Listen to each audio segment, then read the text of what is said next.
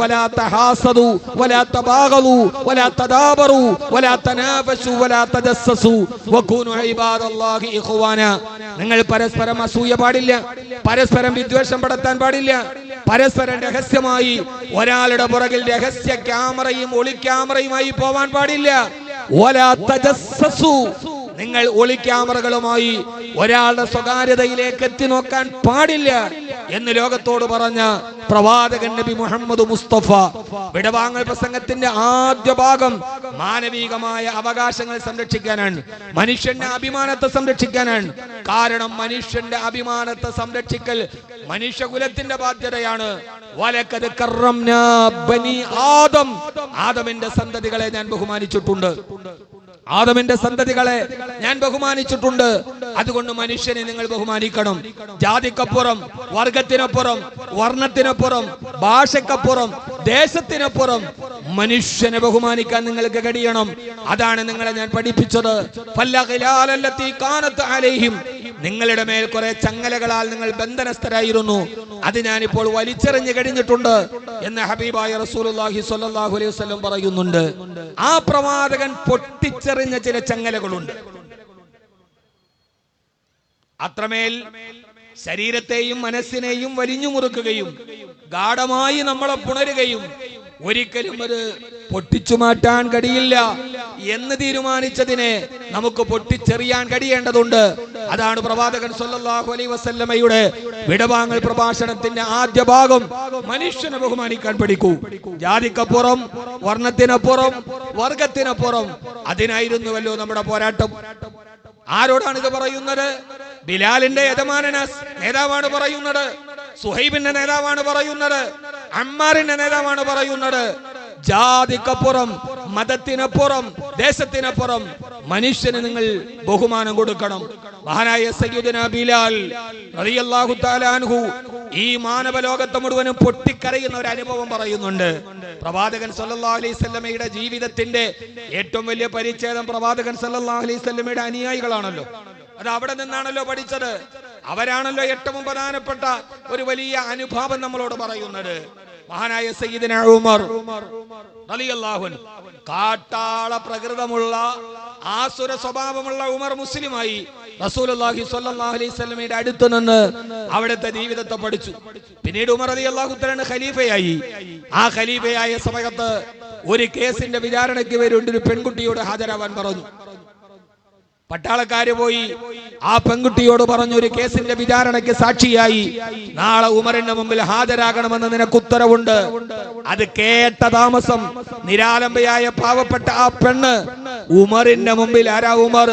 കിസ്രയും കൈസറും കിടുകിടാവിറക്കുന്ന ഒരു റൊമാന്റിക് ഭാവനയ്ക്ക് പോലും സങ്കല്പിക്കാൻ കഴിയാത്ത നീതിബോധത്തിന്റെ അടയാളമായ കാരിരുമ്പിനോട് ഏറ്റുമുട്ടിയാൽ പോലും തകരാത്ത ഹൃദയത്തിന്റെ ഉടമയെന്ന് ചരിത്രം പറഞ്ഞ ഒറ്റവെട്ടിന് തീരുമാനം നടപ്പാക്കുന്ന ഉമറിന്റെ മുമ്പിൽ പോയി നിൽക്കണമെന്ന ബോധ്യം വന്നപ്പോൾ ആ പെണ്ണിന് ഈ ഉത്തരവ് വന്ന ഉടനെ അവൾ ഗർഭിണിയായിരുന്നു. അവൾ വല്ലാതെ ഭയന്നു പോയി. ആ ഭയത്തിൽ അവൾക്ക് ഗർഭഛിദ്രം സംഭവിച്ചു. വലിയ പ്രശ്നമായി. ആ കാലത്തെ ആ ഗർഭഛിദ്രം ആ കാലത്തിലെ വലിയ പ്രശ്നമായി.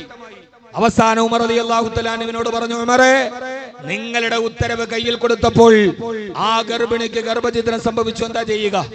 ഉമർ റളിയല്ലാഹു തആല അൻഹു പരലോകത്തെ വല്ലാതെ ഭയപ്പെട്ടിരുന്ന ഉമർ റളിയല്ലാഹു തആല അൻഹു ഈ പച്ചമണ്ണിൽ നിന്ന് പടച്ചെടുത്ത പടച്ചറബിന്റെ മുമ്പിൽ നാളെ ഒരു വിചാരണ എന്നുള്ള മതബോധത്തെ ജീവിതത്തിലേക്ക് കൊണ്ടുവന്ന ഉമർ റളിയല്ലാഹു തആല അൻഹു.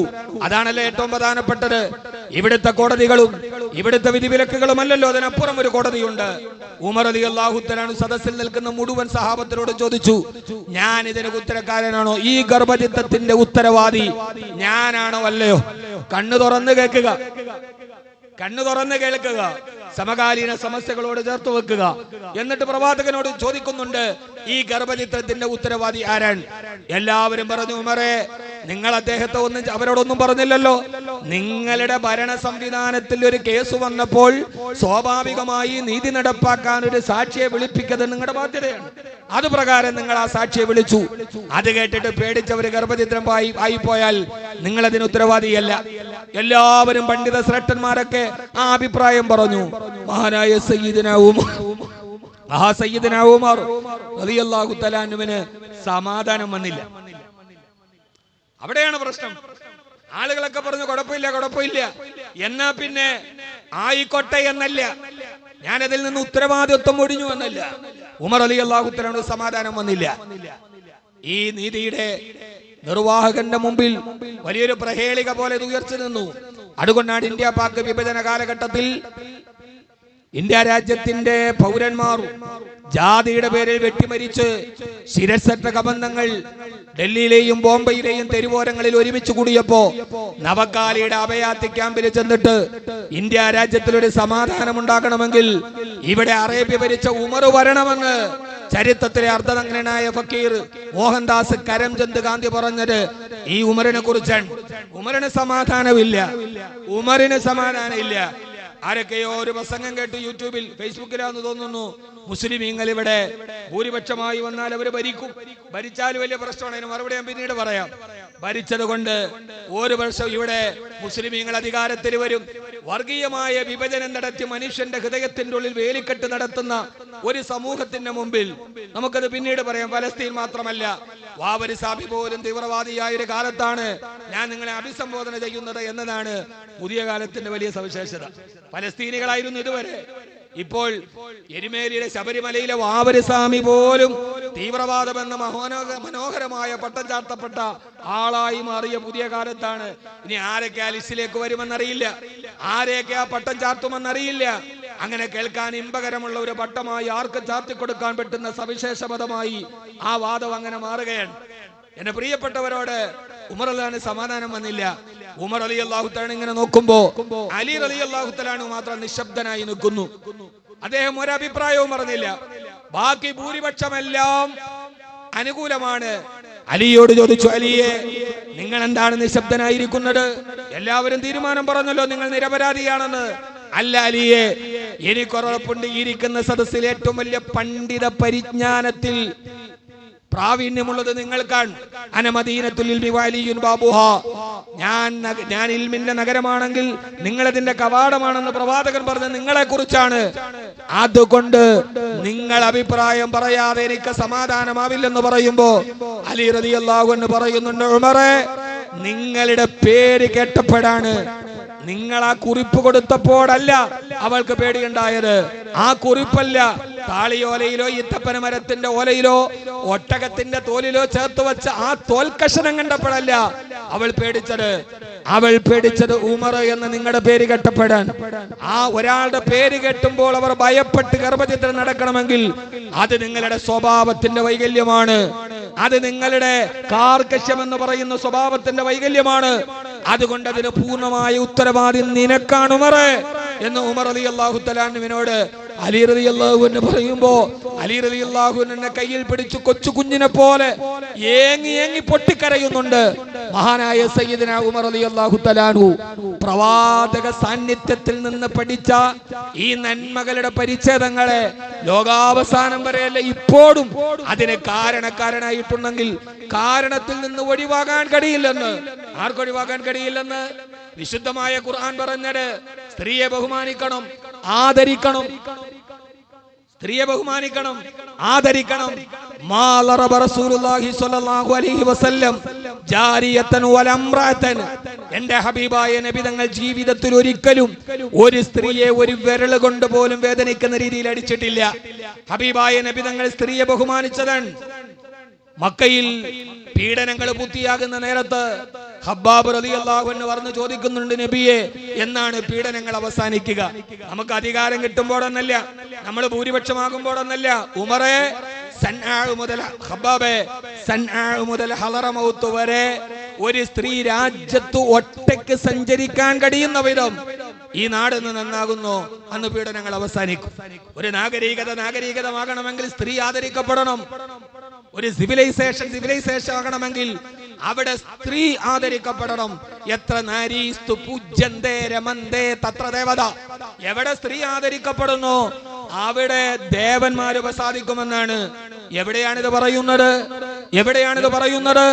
നടന്നു പോകുന്ന വഴിയിൽ, പാതിരാ സമയത്ത് നടന്നു പോകുന്ന വഴിയിൽ മാനഭംഗം ചെയ്തു വലിച്ചെറിയപ്പെട്ട നിർഭയ എന്ന പെൺകുട്ടിക്ക് ഇപ്പോഴും നീതി ലഭിക്കാതെ കുറ്റവാളികൾ ആഘോഷിക്കപ്പെടുന്ന ഒരു സമയത്ത് പട്ടാപ്പകൽ നടന്നുപോയ പെണ്ണിനെ മലത്തിക്കടത്തി മാനഭംഗം ചെയ്ത് ചട്ടുകെട്ടിലേക്ക് വലിച്ചെറിഞ്ഞവൻ ജയിലടികളിൽ കടന്ന് തടിച്ചു മുറുകുന്ന ഒരു കാലത്ത്, നീതിക്ക് വേണ്ടി പെണ്ണ് വിലപിക്കുന്ന ഒരു കാലത്ത്, അപമാനത്താൽ അവളെ തല കുനിച്ചു പോകുന്ന ഒരു കാലത്ത്, സ്വന്തം ജാതിയിൽപ്പെടാത്തവനെ പ്രേമിച്ചതിന്റെ പേരിൽ നാട്ടുസഭ കൂടിയിട്ടും മാലോകരുടെ മുമ്പിൽ വെച്ച് 18 പേരൊരു പെണ്ണിനെ മാനഭംഗം ചെയ്ത് അവളുടെ മാനത്തിന് വില നിശ്ചയിക്കുന്ന ഒരു കാലത്താണ് ഹബീബായ നബി സല്ലല്ലാഹു അലൈഹി വസല്ലം പെണ്ണിനെ കുഴിച്ചു മൂടിയ കാലത്ത്.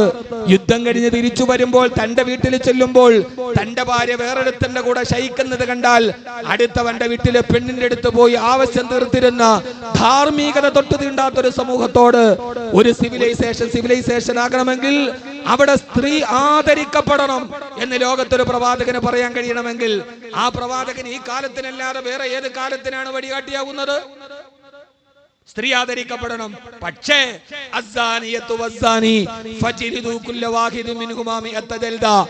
അവര് രണ്ടുപേരും, ഒരാണും പെണ്ണും തമ്മിൽ അനാശാസ്യകരമായി ശാരീരിക ബന്ധത്തിൽ ഏർപ്പെട്ടാൽ, ശാരീരിക ബന്ധത്തിൽ ഏർപ്പെട്ട ആണും പെണ്ണും ഓരോരുത്തർക്കും 80 അടി വെച്ച് കൊടുക്കണമെന്നാണ്. അതിനകത്ത് എക്സ്ക്യൂസ് ഇല്ല. അതിനകത്ത് പെണ്ണ് എന്ന് പറയുന്ന സ്ത്രീ എന്നൊരു പ്രിവിലേജ് ഇല്ല. തെറ്റ് സംഭവിച്ചാൽ മനസ്സിലാവണില്ലേ? തെറ്റിലെല്ലാവരും ഒരുപോലെയാണ്. ആണ് മാത്രമല്ല, അവിടെ മോഷണത്തിന്റെ കാര്യം പറയുമ്പോൾ ആദ്യം സാരിക്കു മോഷ്ടിച്ച ആണ്, മോഷ്ടിച്ച പെണ്ണ്. വ്യഭിചാരത്തിന്റെ കാര്യം പറയുമ്പോൾ അവിടെ ഒരു തർത്തീബിന്, അത് മുത്തലീമിങ്ങൾക്ക് മനസ്സിലാവും, പിന്നീട് മനസ്സിലായിക്കൊള്ളുക. അവിടെ തർത്തീബിന് പ്രാധാന്യമുണ്ട്. വ്യഭിചാരത്തിന്റെ കാര്യത്തിൽ ആദ്യം അസ്സാനിയത്തു വസ്സാനി, മോഷണത്തിന്റെ കാര്യത്തിൽ വസ്സാരിക്കു വസ്സാരിക്കത്തു. ഇതാണ് ലോകത്തോട് പ്രവാചകൻ പറഞ്ഞതെങ്കിൽ ഒരാൾക്ക് പോലും നീതി നിഷേധിക്കപ്പെടാത്ത മനുഷ്യൻ എന്ന പ്രഥമമായ പരിഗണന കിട്ടുന്ന ഒരു കാലത്തെയാണ് ഹബീബായ റസൂലുള്ളാഹി സ്വല്ലല്ലാഹു അലൈഹി വസല്ലം അഭിസംബോധന ചെയ്യുന്നത്. ആ ചെയ്യുന്ന ലോകത്തിന്റെ ഏറ്റവും വലിയ ഒരു ദൃക്സാക്ഷിയുടെ വിവരണമുണ്ട്. ആ ദൃക്സാക്ഷിയാണ് സയ്യിദുനാ ബിലാൽ. സയ്യിദുനാ ബിലാൽ, കറുത്തവനായ ബിലാൽ, ചപ്രച്ച തലമുടിയുള്ള ബിലാൽ, കറുകറുത്ത ബിലാൽ. ഇന്ന് ലോകത്തടിച്ചമർത്തപ്പെടുന്ന എല്ലാ മനുഷ്യകുലത്തിന്റെയും നേതാവായ ബിലാൽ. ജാതിയുടെ പേരിൽ അടിച്ചമർത്തപ്പെടുന്നവർ, ഭാഷയുടെ പേരിൽ അടിച്ചമർത്തപ്പെടുന്നവർ, അറബികളായതുകൊണ്ട് അടിച്ചമർത്തപ്പെടുന്നവർ, എല്ലാവരുടെയും വലിയൊരു നേതാവായി ബിലാൽ റളിയല്ലാഹു അൻഹു വരുന്നുണ്ട്. ലോകത്തിലെ ഏറ്റവും വലിയ പാരതന്ത്രമേതാണ്? ലോകത്തിലെ ഏറ്റവും വലിയ പാരതന്ത്രമേതാണ്? ഇന്ത്യയുടെ 150 വർഷത്തെ സ്വാതന്ത്ര്യ സമര ചരിത്രം പറയുമ്പോ അവിടെ ചോദ്യം വരുന്നുണ്ട്, ബ്രിട്ടീഷുകാരിൽ നിന്ന് നേടിയതാണോ സ്വാതന്ത്ര്യം, അതല്ല 1000 വർഷമായി അടിച്ചമർത്തപ്പെട്ട സവർണന്മാരിൽ നിന്ന് അവർണന്മാര് നേടിയതാണോ സ്വാതന്ത്ര്യം? ഏതാ സ്വാതന്ത്ര്യം? കാലിഫോർണിയ സർവകലാശാലയിൽ ഇരിക്കുന്ന ഡോക്ടർ അംബേദ്കറിനെ കാണാൻ ലാലാ ലജ്പത് റായി പോയിട്ട് അംബേദ്കറോട് പറയുന്നുണ്ട്, മിസ്റ്റർ അംബേദ്കർ, നിങ്ങളുടെ സാന്നിധ്യം ദേശീയ സ്വാതന്ത്ര്യ സമരത്തിന് ആവശ്യമാണ്. അതുകൊണ്ട് നിങ്ങൾ ബ്രിട്ടീഷുകാരെ നാട്ടിൽ നിന്ന് തുരത്തി ഓടിച്ച് സ്വാതന്ത്ര്യം നേടാൻ അംബേദ്കറിനെ കാലിഫോർണിയ സർവകലാശാലയിൽ നിന്ന് ലാലാ ലജ്പത് റായി ക്ഷണിക്കുമ്പോ അംബേദ്കർ ചോദിക്കുന്ന ഒരു ചോദ്യമുണ്ട്, അതെയല്ലേ നിങ്ങൾ എന്നെ ക്ഷണിക്കാൻ വന്നതാണോ? 150 വർഷം ബ്രിട്ടീഷുകാരന്റെ കീഴിൽ സ്വാതന്ത്ര്യം നഷ്ടപ്പെട്ടപ്പോൾ നിങ്ങൾക്ക് വേദനിച്ചുവല്ലേ? എന്റെ വർഗം, കീഴാളരായ ദളിതന്മാർ 1000 വർഷമായിട്ട് അനുഭവിക്കുന്ന വേദന നിങ്ങൾക്കൊരു വേദനയല്ല. അവരുടെ പാരതന്ത്ര്യം നിങ്ങൾക്കൊരു പാരതന്ത്രമല്ല. നിങ്ങൾക്കിപ്പോൾ 150 വർഷമായെങ്കിൽ വേദനിക്കുന്നെങ്കിൽ 1000 വർഷമായി ജാതിയുടെ പേരിൽ, നിറം കറുത്തതിന്റെ പേരിൽ, വർഗത്തിന്റെ പേരിൽ എന്റെ സമൂഹം അനുഭവിക്കുന്ന ഒരു പാരതന്ത്ര്യത്തെ നിങ്ങൾക്ക് മനസ്സിലാകുന്നുണ്ടോ എന്ന് ചോദിക്കുന്നുണ്ട്. ജാതിയുടെ പേരിൽ അടിച്ചമർത്തപ്പെട്ട ഒരു ജനത ഇവിടെ ഉണ്ടായിട്ടുണ്ട്.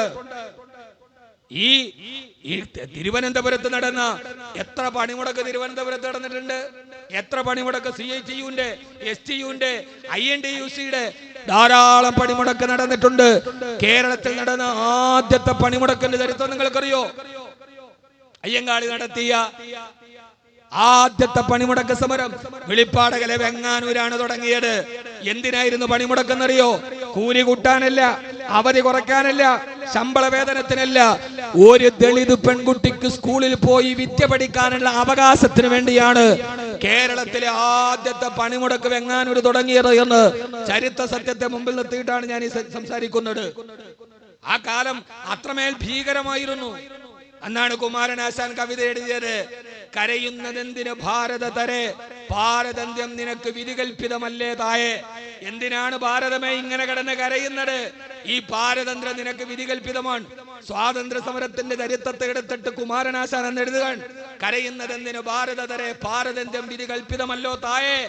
എന്റെ അമ്മേ ഭാരതാംബേ, ഈ ഭാരതാന്തരം നിനക്ക് വിധികൽപ്പിക്കപ്പെട്ടതാണ്. ജാതിക്കും ജാതിയുടെ പേരിൽ ആളുകൾ തമ്മിലടിക്കുമ്പോൾ അത് കണ്ടിട്ടല്ലേ നീ കരയേണ്ടത്? ബ്രിട്ടീഷുകാരനെ ഓർത്തിട്ടാണോ എന്ന് ചോദിക്കുമ്പോ ആ സമയത്ത് വള്ളത്തോൾ അതിന് മറുപടി എഴുതുന്നുണ്ട്. ആ കവിതയുടെ പേര് തന്നെ ഒരു മറുപടി. അതിൽ വള്ളത്തോൾ പറയുന്നുണ്ട്, സോദരർ തമ്മിലുള്ള കലഹം കലഹമാണോ, അതുള്ളിലെ ചെറിയ പിണക്കങ്ങളല്ലേ. വള്ളത്തോൾ അങ്ങനെ പറയാം, കാരണം വള്ളത്തോൾ നാരായണ മേനോനാണ്. മേനോനത് പറയാം, മേനോൻ അടിച്ചവനാണ്, കുമാരനാശാൻ അടി കൊണ്ടവനാണ്. ഈ കുടുംബത്തിലെ കലഹത്തിൽ അടികൊള്ളുമ്പോ അടിച്ചവന് നോവില്ല, പക്ഷെ അടികൊണ്ടവന് നോവും. അതുകൊണ്ട് വള്ളത്തോളിന് പറയാം ഇത് കലഹമാണെന്ന്, പക്ഷെ കുമാരനാശാന് പറയാൻ കഴിയില്ല.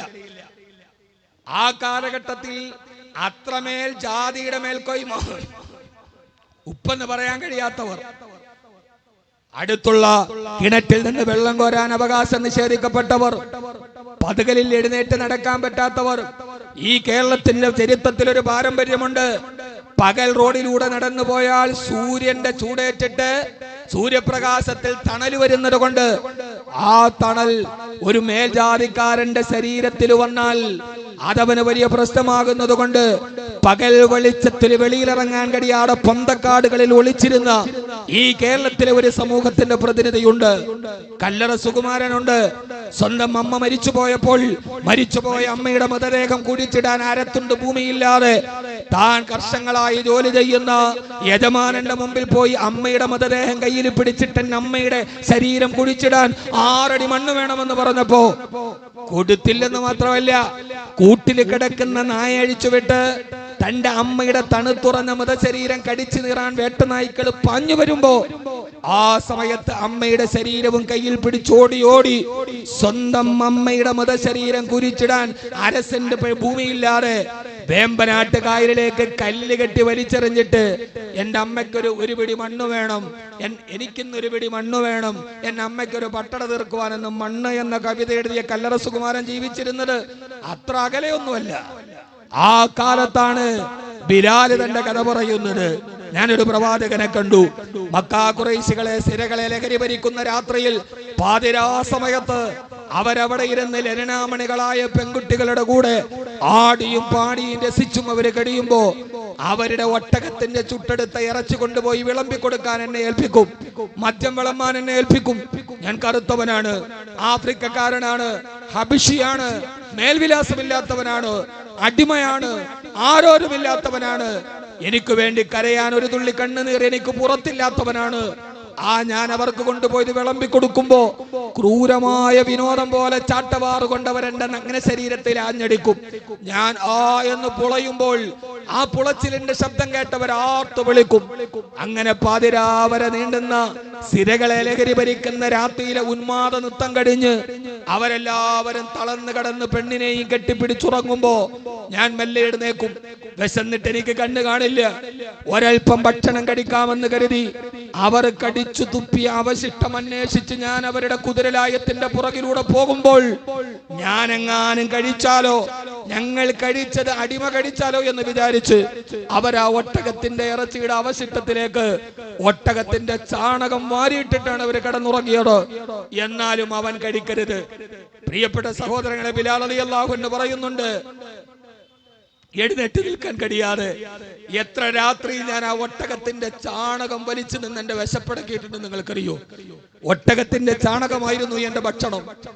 ആടിമത്തത്തിൽ കഴിയുമ്പോഴാണ് ആരോ ഒരാൾ എന്നോട് വന്നിട്ട് പറഞ്ഞത്, മക്കയിൽ ഒരു പ്രവാചകൻ വന്നിട്ടുണ്ട്, അദ്ദേഹം എല്ലാ അടിമത്ത ചങ്ങലയും പൊട്ടിച്ചെറിയാൻ വന്നനാണെന്ന് എന്നോട് ആരോ പറഞ്ഞപ്പോ ഞാൻ ആ പ്രവാചകനെ കാണാൻ പോയി. കൈവാലയത്തിന്റെ മുറ്റത്തുണ്ടെന്ന് ആരോ പറഞ്ഞു. ഞാൻ ആ കൈവാലയത്തിന്റെ മുറ്റത്തേക്ക് എന്റെ പ്രവാചകനെ കാണാൻ അവിടെ എത്തുമ്പോ സ്വാതന്ത്ര്യത്തിന്റെ ഒരു മാരിവില്ല് പ്രതീക്ഷിച്ചു പോകുന്ന ഞാൻ ആ കൈവാലയത്തിന്റെ കൊത്തുഭാഗത്തൊരു പ്രവാചകനെ ഞാൻ കണ്ടു. കണ്ട മാത്രയിൽ എന്റെ കാലുകൾക്ക് ചങ്ങലക്കെട്ടിട്ടതുപോലെ ഞാൻ നിന്നുപോയി. കാരണം എന്റെ പ്രതീക്ഷക്കപ്പുറം മന്ദമാരുതൻ ആടി വീശുമ്പോ അതിന്റെ മറുഭാഗത്തിലൂടെ ആ കാറ്റിന്റെ സിരകളിലൂടെ വരുന്ന ഒരു മാരുവിൽ ആകാശത്ത് ഉദിച്ചതുപോലെ ചുവപ്പ് കലർന്ന വെളുപ്പ് മുഖം, എത്ര കുലീനത്വമാണ്, എത്ര മഹത്തായ ഭാവമാണ്. ആ മുഖത്തേക്ക് നോക്കി അമ്പിളിത്തിങ്കൾ കലയുടെ പ്രസന്ന വദനത്തെ നേരിടാൻ കഴിയാതെ എന്റെ കണ്ണുകൾ കൂമ്പിയടഞ്ഞുപോയി. ഞാൻ വിചാരിച്ചു, ഇത്രയും വലിയ ഒരു മഹാമനുഷ്യന്റെ അടുത്താണോ ഞാൻ പോകാൻ പോകുന്നത്? അദ്ദേഹം എന്നെ സ്വീകരിക്കുമോ? ഞാൻ അടുത്ത് കണ്ട ഈ തപ്പന മരത്തിന്റെ ചുവട്ടിലേക്ക് ഇങ്ങനെ മെല്ലെ ഒളിച്ചു. അപ്പോഴാണ് പ്രവാചകൻ സല്ലല്ലാഹു അലൈഹി വസല്ലം മുഖം തിരിക്കുന്നുണ്ട്. ഞാൻ നേരിടാൻ കഴിയാതെ സങ്കോചങ്കാരണത്താൽ ആ സമയത്ത് ഞാൻ ഉടുത്തിരിക്കുന്നത് ഒട്ടകത്തിന് കൊണ്ടുവന്നു കൊടുക്കുന്ന ആഹാര സാധനങ്ങൾ കൊണ്ടുവരുന്ന ചാക്ക്, അത് പല സ്ഥലത്ത് കീറിപ്പോയിട്ടുണ്ട്. ആ ചാക്ക് തുന്നിക്കെട്ടിയിട്ട് ഞാൻ എന്റെ മാറു മാത്രം എന്റെ ശരീരത്തിന് അർദ്ധഭാഗം മറച്ചിട്ടുണ്ട്. കീറിക്കെട്ടിയ ഒരു ചാക്കും ധരിച്ചുകൊണ്ട് നടക്കുന്ന ഞാൻ എങ്ങനെയാണ് ഈ മനുഷ്യന്റെ മുമ്പിലേക്ക് പോവുക? ഹബീബ് തിരിഞ്ഞു നോക്കുന്നത് കണ്ടപ്പോ ആ നോട്ടത്തെ നേരിടാൻ കഴിയാതെ ഞാൻ ഈത്തപ്പന മരത്തിന്റെ ചുവട്ടിലേക്ക് മറഞ്ഞു. കുറച്ചു കഴിഞ്ഞപ്പോൾ ഞാൻ വീണ്ടും ബിലാൽ റളിയല്ലാഹു അൻഹു പറയാണ്, ഞാൻ ഇങ്ങനെ കൊച്ചു കുട്ടികൾ നോക്കുന്നത് പോലെ, ഒളിച്ചുകളി മത്സരത്തിൽ നോക്കുന്നത് പോലെ ഞാൻ ആ ഈത്തപ്പന മരത്തിന്റെ സൈഡിൽ നിന്ന് മെല്ലെ ഒന്ന് തലയിട്ട് നോക്കിയപ്പോൾ ഹബീബ് അവിടേക്ക് തന്നെ നോക്കിക്കൊണ്ടിരിക്കുകയാണ്. എന്റെ കണ്ണദ്ദേഹത്തിന്റെ കണ്ണിൽ ഉടക്കി ഒരു ചെറിയ മന്ദഹാസത്തോടെ ആ പ്രവാചകൻ സല്ലല്ലാഹു അലൈഹി വസല്ലം എന്റെ വിരലുകൾ ഇങ്ങനെ ആട്ടി, ഇവിടേക്ക് വരൂ. അവിശ്വസനീയമാം വിധം ആ താരാട്ട് പാടുന്നത് പോലെ ആ സ്നേഹത്തിന്റെ കൈവിരലുകൾ എന്നെ മാടി വിളിച്ചപ്പോ ഞാൻ യാന്ത്രികതയോടെ നടന്നു. എന്നിലാണെങ്കിലോ ഒട്ടകത്തിന്റെ ദുർഗന്ധമുണ്ട്, ചാണകത്തിന്റെ ദുർഗന്ധമുണ്ട്, കീറിപ്പറിഞ്ഞ ചാക്കാണ് ഞാൻ ധരിച്ചിരിക്കുന്നത്. ഞാൻ ആ പ്രവാചകന്റെ അടുക്കലേക്ക് മെല്ലെ മെല്ലെ ഇങ്ങനെ നടന്നു പോയപ്പോ അടുത്തെത്തിയതും ദുർഗന്ധഗാനത്താൽ ഞാൻ അകന്നു നിന്നു. നേരെ ആ റിസാലത്തിന്റെ കൈകളെടുത്ത് എന്റെ തോളിലേക്ക് വെച്ച് ലോകചരിത്രത്തിന് ചിന്തിക്കാൻ കഴിയാത്ത വിധത്തിൽ ആ പ്രവാചകൻ തോളിലേക്ക് കൈയെടുത്ത് എന്നെ ഇങ്ങനെ അടുത്തേക്ക് കൊണ്ടുവന്നു. ബിലാൽ റളിയല്ലാഹു അൻഹു പറയാൻ, എന്നിട്ട് എന്നെ നെഞ്ചിലേക്ക് ഇങ്ങനെ ചേർത്തു. എന്നോട് ചോദിച്ചു, അതാ ബിലാൽ, നിങ്ങൾ ബിലാലാണല്ലേ, ആഫ്രിക്കക്കാരനാണല്ലേ? ബിലാൽ റളിയല്ലാഹു അൻഹു പറയുന്നുണ്ട്, ആദ്യമായിട്ടാണ് ഒരാൾ എന്റെ പേര് വിളിക്കുന്നത്. എനിക്ക് പേരുണ്ടായിരുന്നില്ല. ആദ്യമായിട്ടാണ് ഒരാൾ പേര് വിളിക്കുന്നത്. ആദ്യമായിട്ടാണ് മുലപ്പാല് തന്ന ഉമ്മയ്ക്ക് ശേഷം മറ്റൊരു മനുഷ്യന്റെ ശരീരത്തിലേക്ക് ഞാൻ എന്നെ ചേർത്ത് വെക്കുന്നത്. ആദ്യമായിട്ട് എന്നോട് സന്തോഷത്തോടെ മുഖത്ത് നോക്കി ഒരാൾ ചിന്തിക്കുന്നത്. എന്തിനപ്പുറം ആദ്യമായിട്ടാണ് ഒരു മനുഷ്യൻ എന്ന പരിഗണന എനിക്ക് ലഭിക്കുന്നത് എന്ന് ബിലാൽ റളിയല്ലാഹു അൻഹു പറഞ്ഞ് പൊട്ടിക്കരഞ്ഞ് ഹബീബായ റസൂലുള്ളാഹി സ്വല്ലല്ലാഹു അലൈഹി വസല്ലമയുടെ നെഞ്ചിലേക്ക് ചേർന്ന് നിൽക്കുന്നുണ്ട് സയ്യിദുനാ ബിലാൽ റളിയല്ലാഹു തആല അൻഹു. ആ ചേർത്ത് നിൽപ്പിന്റെ, ആ കീഴ്പ്പെടലിനെ, ഒരിക്കലും സാധ്യമാവില്ലെന്ന് കരുതുന്ന ഒന്നിനെ സാധ്യമാക്കി കൊടുത്ത് തന്റെ നെഞ്ചിലേക്ക് ചേർത്ത് പിടിക്കാൻ കഴിയുന്ന പ്രവാചകൻ സ്വല്ലല്ലാഹു അലൈഹി വസല്ലമയുടെ ഈ മഹിതമായ ചേർത്തുവെപ്പിനെയാണ് കാലം ലോകത്ത് തേടുന്നത്.